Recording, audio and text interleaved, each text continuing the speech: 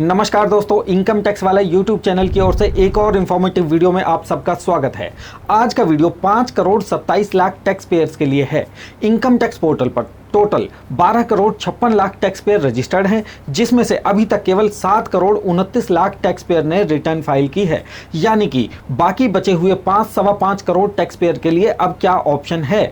ऐसे सभी tax payers के लिए आज मैं बताने वाला हूं new dates for filing income tax return for assessment year 24 and 25।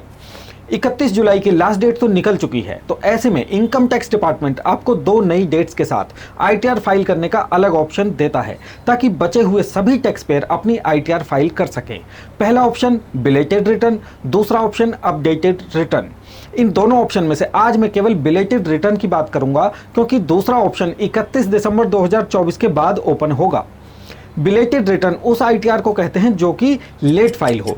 Belated return का ऑप्शन 31 जुलाई के बाद ओपन होता है। बिलेटेड रिटर्न को आप 31 दिसंबर 2024 तक फाइल कर सकते हैं। यानी कि अब 5 करोड़ टैक्स पेयर के पास बिलेटेड रिटर्न ऑप्शन के थ्रू अपनी इनकम टैक्स रिटर्न फाइल करने का ऑप्शन ओपन है।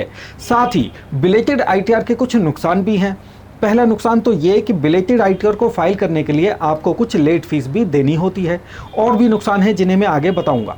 बिलेटेड रिटर्न में लेट फीस कुछ इस तरीके से है कि अगर आपकी taxable income new tax regime के अंडर 3 लाख रुपए या इससे कम है तो आपको 0 लेट फीस या पेनल्टीज देनी है।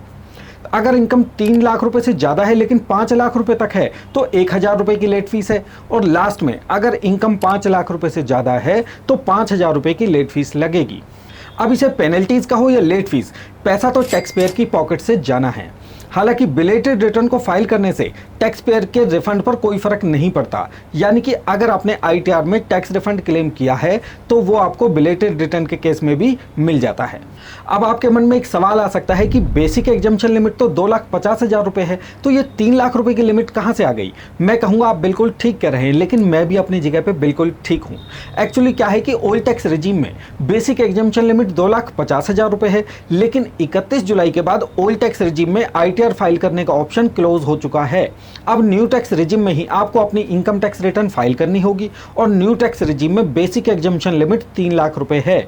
I hope now you are clear about what is 3 lakh and what is 2.5 lakh rupees concept. इसके अलावा जो दूसरे और भी नुकसान हैं उनकी बात कर लेते हैं। आप लॉसेस को कैरी फॉरवर्ड नहीं कर सकते। मान लीजिए पिछले फाइनेंशियल ईयर में आपको कुछ लॉस हुआ, जैसे कि स्टॉक मार्केट में, म्यूचुअल फंड में या बिजनेस में आपको कुछ लॉस हुआ है, तो उस लॉसेस को आप कैरी फॉरवर्ड नहीं कर सकते। लेकिन हाँ, अगर आप 31 जुलाई तक अपनी आईटीआर फाइल करते तब आप उन सभी लॉसेस को अगले 8 साल तक कैरी फॉरवर्ड कर सकते थे। तो ये एक बहुत बड़ा नुकसान हो सकता है। तीसरा नुकसान, सपोज आपका टैक्स बनता है और ये टैक्स आपने अभी तक पे नहीं किया, तो ड्यू डेट के बाद जब आप अपनी आईटीआर फाइल करेंगे तो इस टैक्स लायबिलिटी पर आपको ज़्यादा इंटरेस्ट पे करना होगा।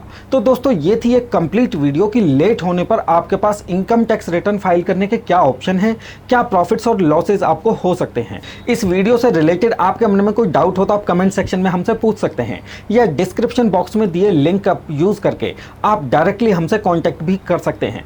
For more such informative video, do like, save and share videos, and don't forget to subscribe this channel. Thank you for watching this video.